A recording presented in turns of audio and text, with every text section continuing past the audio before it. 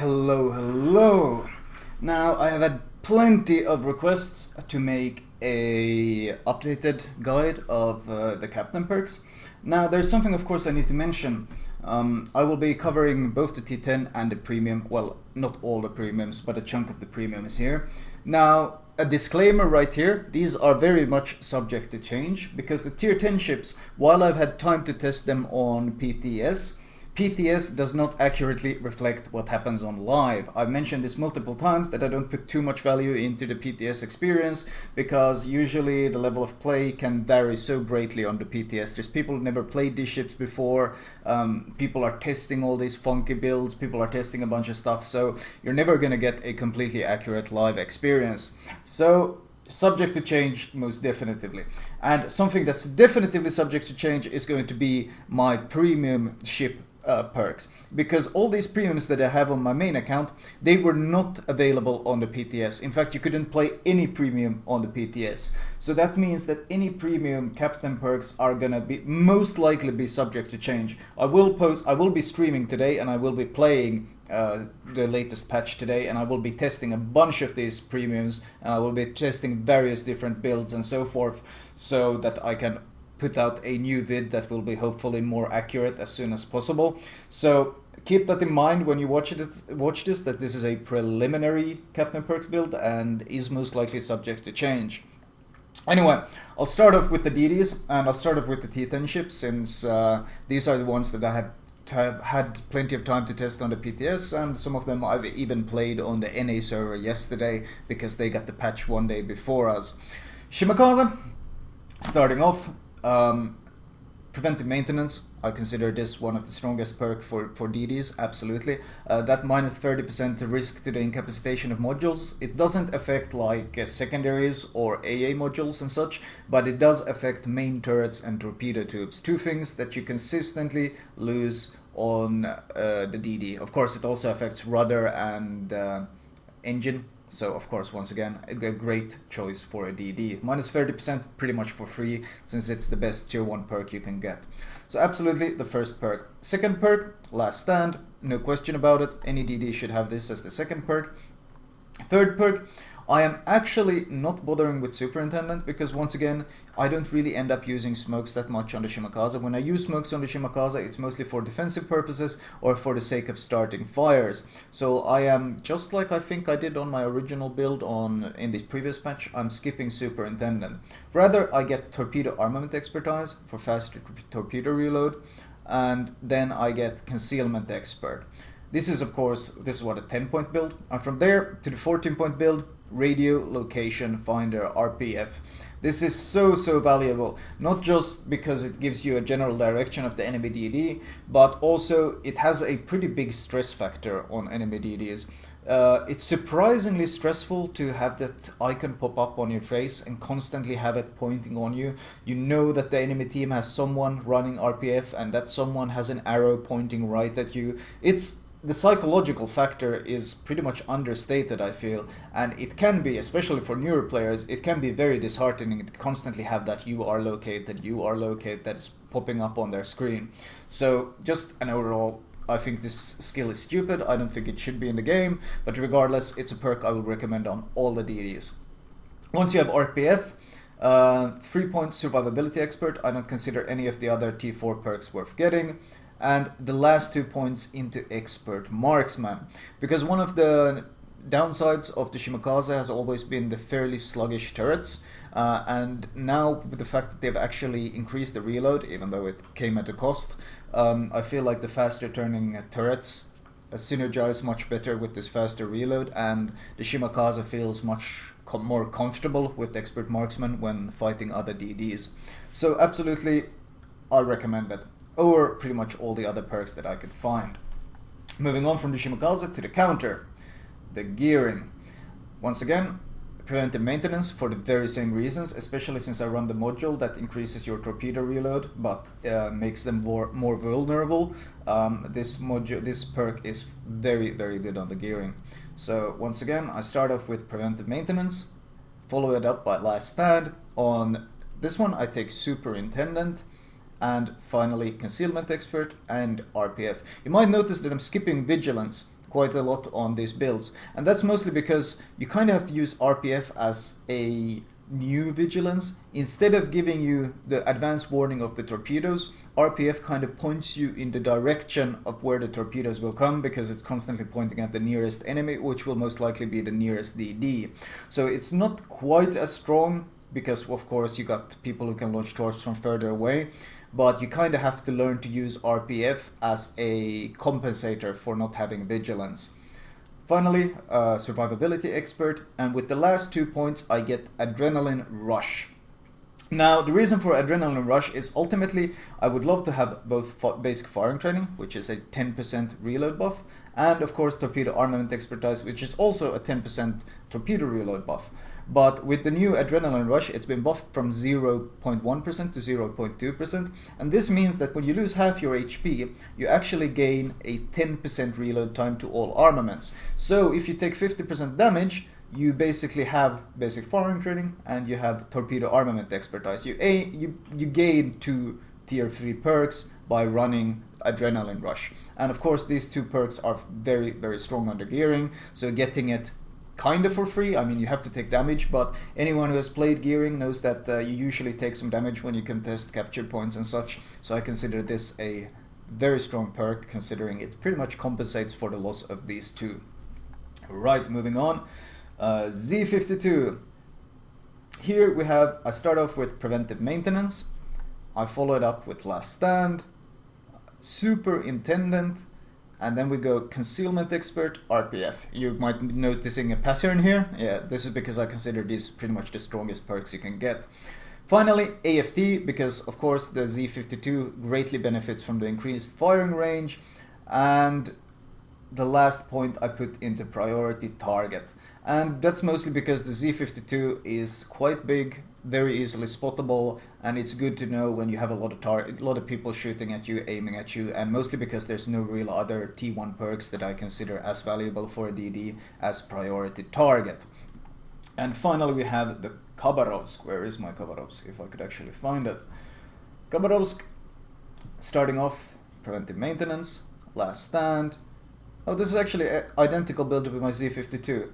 Not surprising considering they kind of play the same, except I just think the Kaba is better at every way. Demolition expert, concealment expert, radio location, advanced firing training. Actually, oh sorry, not exactly the same considering I got demo expert, whereas I went superintendent on the others, my bad. Right, and of course AFT, and then the last point into priority target. Now, once again, here there could be some arguments made to different builds. For example, there's nothing, you could spec out a concealment expert and instead get, let's say, HP. So you have the old 3x4 build with radio location. You could get the additional HP here, and then the last 2 points, maybe adrenaline rush. That would possibly be, it's very possible that that might be a better build. You spec out a concealment expert and you spec out a priority target and you get adrenaline rush and the additional HP. Potentially a viable build as well. The reason I went ultimately for the concealment expert is because of RPF. There's so many more pointers, it's so many more people who know exactly where you are, constantly pointing towards you, and I find the additional stealth, especially in combination with RPF, has allowed me to surprise enemy DDs much more consistently. In the past, you couldn't really use concealment expert that well because, well, your base concealment is still garbage. I mean, you get it down to 7.9 as opposed to 8.7 otherwise. But because of RPF being added, you can often predict where an enemy DD is going to be, and with the help of concealment expert you can launch some very, very nasty surprises, and there's no DD in the game that enjoys being jumped by a Khabarovsk. It's still the absolute king of fights, DD fights. So the addition of RPF is what has made me lean towards concealment expert. However, this is something that's been tested on PTS and not on live. It might be subject to change. It's very possible that I might eventually still end up choosing to go survivability expert and adrenaline rush in the end. That remains to be seen. Right, that was the DDs covered. Let's move on to the cruisers. I'll start off with the ZA. ZA cruiser wise, this is my absolute favorite perk on cruisers. priority target lets you know how many people are aiming at you. It's very surprisingly useful.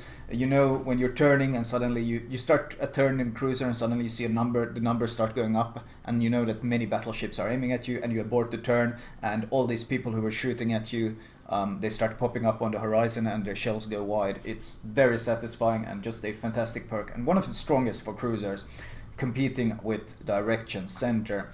Now the reason why I actually think Direction Center is even better, because Zao is of course one of the few cruisers that run a catapult fighter, so in fact probably even get catapult fighter first because it's so goddamn good, or Direction Center. Expert marksman, superintendent, stealth, demolition expert. You are still a fire spamming expert in the Zao. That's still your absolute, that's what you are the best at, you're the king at, so might as well influence that and make it even stronger. And advanced firing training, because, well, honestly, I didn't really think there were many other perks that were worth getting on this one at this point. Because things like vigilance, you don't really end up being the victim of torps that often. RPF, once again, you're not really in there, you're not really engaging in close combat where RPF is the most useful, so I don't consider it really that valuable. Ultimately I consider it AFT, which not only gives you better defense against carriers yourself, but it actually increases the panic range circle of defensive AA, meaning you can actually help out some of your teammates if they're about to get struck by carriers. Once again, if you might see a common trend that I have in these captain perks is that I don't really invest too many points into protecting against planes. That's because I don't really see there being too many carrier players after this patch, at least not until they overhaul carriers. So for now I go AFT and demolition expert, and then the last 2 points I put into preventive maintenance and priority target. Those are the two most valuable perks I could think of for the last 2 points. Priority target is great, preventive maintenance is kind of questionable, but it was either this or a bunch of other fairly useless perks, so ultimately that one went into preventive maintenance. This build is once again possibly subject to change, but I feel it's going to be fairly strong. Now you might notice no vigilance, as I mentioned earlier. This perk kind of compensates for it though. These double fighters are so good at scouting incoming torpedoes. Not only are you much stronger against carriers, but having 2 planes, it's worth noting that these planes go in opposite direction, so you have one going clockwise around your ship and another going counterclockwise. So you got these 2 patrolling planes constantly hovering around your ship, and it just makes you so good at spotting incoming torps. The perk is just fantastic, nothing else to say about it. Des Moines.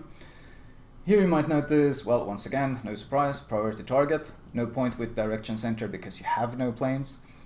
Expert marksman, superintendent, concealment expert, and here I go RPF, because the Des Moines has radar. It's always good to know which way the DD is before you even pop your radar. Yeah, and if you see, for example, you see a smoke cloud and RPF points towards it, and then suddenly it points away from it, you know that the DD has left the smoke cloud and is no longer in there, so there's no point using your radar. But for example, if you see your RPF point towards, you see a DD sail in and he smokes up, and then your RPF keeps pointing at it and it doesn't move, then you know that the DD hasn't actually left the smoke cloud, and that's when you pop your radar and you just absolutely wreck him. Once again, one of the reasons why I consider this perk exceptionally stupid, but it synergizes extremely well with the short range radar on the Des Moines. AFT, once again, the only point I invest really in AA when it comes to this ship. AFT just increases your panic range to 7.2 since I run the module as well, which makes the Des Moines a goddamn plane shredder and makes a massive anti-air bubble. And honestly, I don't really see any other perk that's being as valuable. Things like HAP don't really benefit 203mm guns at all, pretty much, so there's absolutely no point going for it. And finally, the last point into preventive maintenance. Well, this is actually fairly good on the Des Moines because you'd end up having your turrets knocked out quite often, so toning that down a bit is quite nice actually. Right, what do we have next here? We have the Moskva. Kinda similar to the Des Moines, except that once I start off with the usual priority target, expert marksman, superintendent, stealth, AFT to increase the AA bubble to a ridiculous 8.2, And here, unlike RPF, I go with both Vigilance and Jack of all trades. The Moskva is much bigger than the Des Moines is, and I feel torpedoes are a bigger issue. You also don't have the stealth advantages that the Des Moines has, so it's not uncommon to be torped in the Moskva.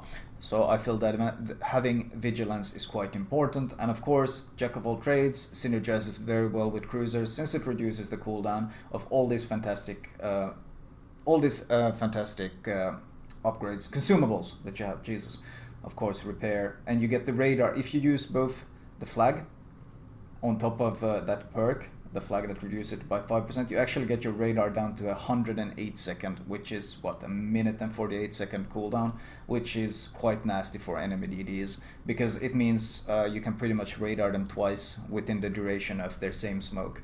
So quite nasty. Minotaur. This is just like the Des Moines. This is a ship that I run radio location on because this is a brawling type or more close range type of ship. We start off priority target, and we go once again. This ship doesn't really use expert marksman because the turret traverse is so fantastic. Like, what's the point of using expert marksman on a Minotaur when the turrets are so fast? So instead, I go for Jack of all trades. Reduced cooldown on smokes, reduced cooldown on hydro, reduced cooldown on heal, all the things that the Minotaur loves. So absolutely getting Jack of all trades, followed by Superintendent, followed by Stealth, Radio Location Finder, and finally manual fire control, because you already have such great range. Buffing it with manual AA makes this AA even nastier. And the last point I put into preventive maintenance. Don't want to go losing those torpedo tubes or turrets. Hindenburg. Here I actually go for a bit of a different build.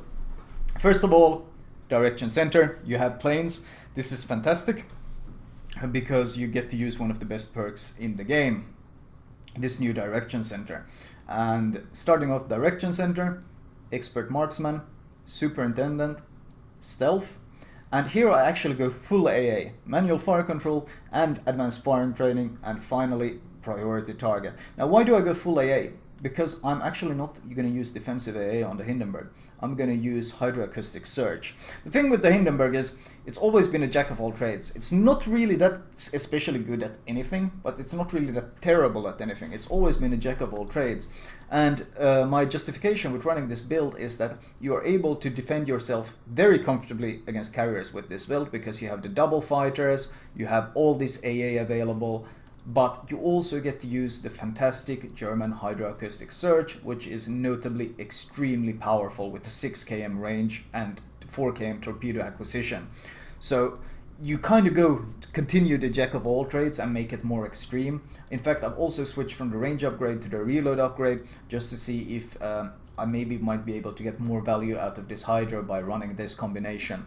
This is once again something that was quite hard to test on the PTS and something that might be subject to change, but I like the concept of this build where you continue the whole jack of all trades thing and you basically take it to the extreme. That was all the cruisers. Let's move on to the battleships. Starting off, we have the Yamato. On the Yamato, I start off with the direction center for catapult aircraft.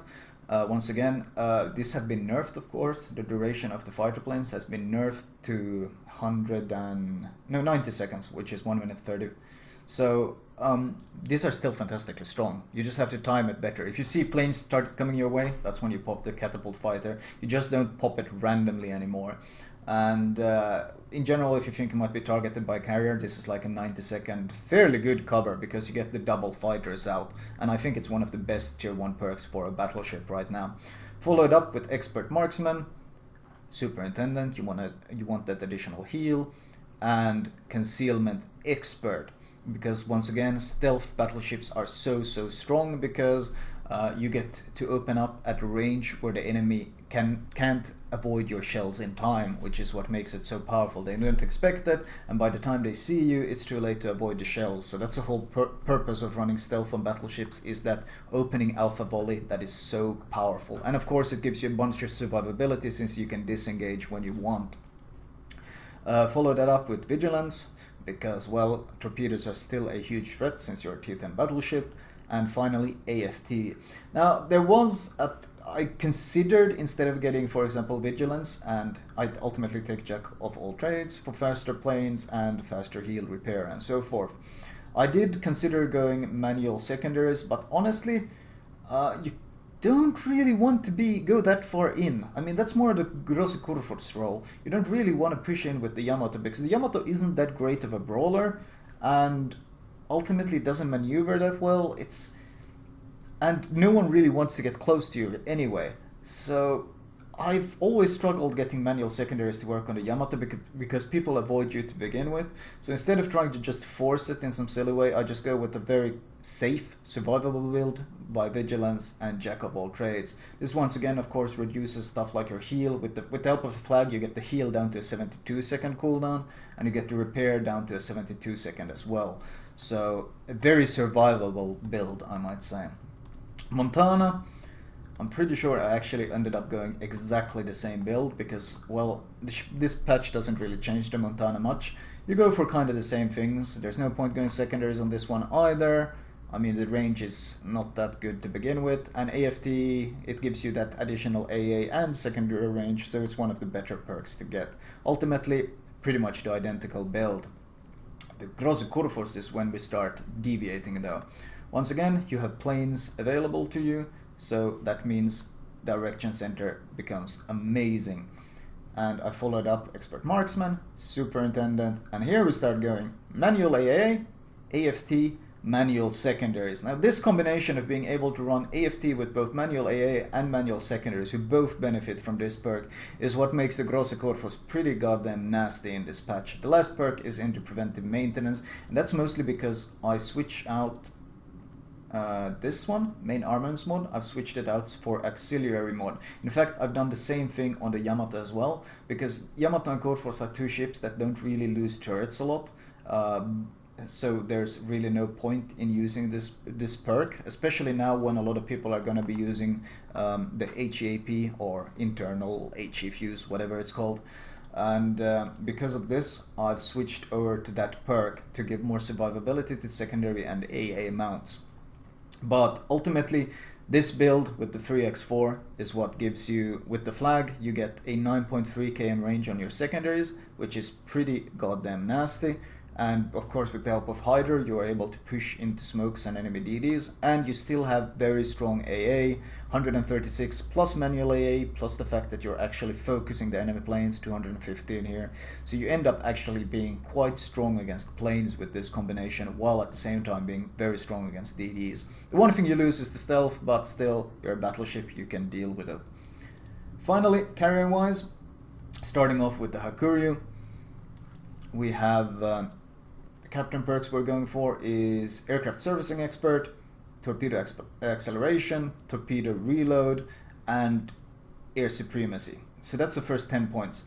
After that, I actually consider, well, for 11 point, 10% fighter ammunition from Dogfighting Expert, that's quite nice. And then I just go full AA, Advanced Firing Training and Manual AA. You don't really need the stealth because the Hakuryu has excellent stealth at 13.7, and there's no point increasing your detectability range by air or decreasing it because the planes have a spotting range of 11 kilometers. So reducing this from, let's say, to 12.9 to, let's say, 11.5 will make absolutely no effect because the planes will still only spot you at 11 kilometers because that's their own spotting range. So there's no point in reducing this. So ultimately the only thing being reduced would be this spotting range, but if you're within 14 km of a ship capable of spotting you, you already have bigger issues. So ultimately, I don't think the stealth is worth it on the Hakuryu. Rather, I go for full AA, which means any sort of strikes against you by midway or anything is going to be a complete waste of time. You have so much anti-air DPS.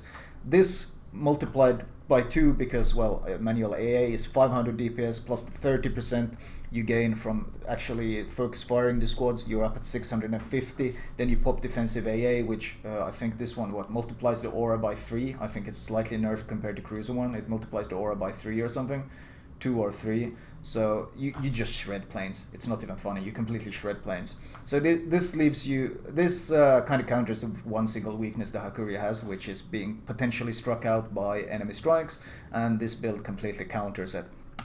On the midway though, Well, being struck out by the enemy isn't that much of an issue, but I start off going the same build. Aircraft, torpedo, torpedo armament, air supremacy, additional fighters, or ammo for the fighters, and once again AFT for that additional AA range, so you bump this up to 6.2, which is quite nice. The reason I don't get manual AA is because you have a lot of DPS spread out on these smaller guns, these 40mm Bofors, and you actually want to increase the range from 3.5 to 4.2 instead. And finally, you're able to get stealth, which is actually great because you can now get a stealth that is better than the Hakuryu stealth was before this patch. If you notice, the Hakuryu has 13.7, so you can get your downs to 13.5. So finally, the midway won't be spotted across the map. Ultimately though, these are not really perks that are that much aimed at carriers, but this concealment expert thing is a pretty big deal for the midways, because one of the huge weaknesses of the midway was always being spotted across the map. Anyway, I think I'm gonna call this one here, and then I'll do my preliminary premium ship guide. I'll upload this one since a lot of people are already spamming me. Where's the guide? Where's the guide? Where's the perks? Blah blah blah blah blah. So I'll move on. I'll cut this one up here, start uploading it, then start working on the premium ships. So I'll talk to you guys in a bit.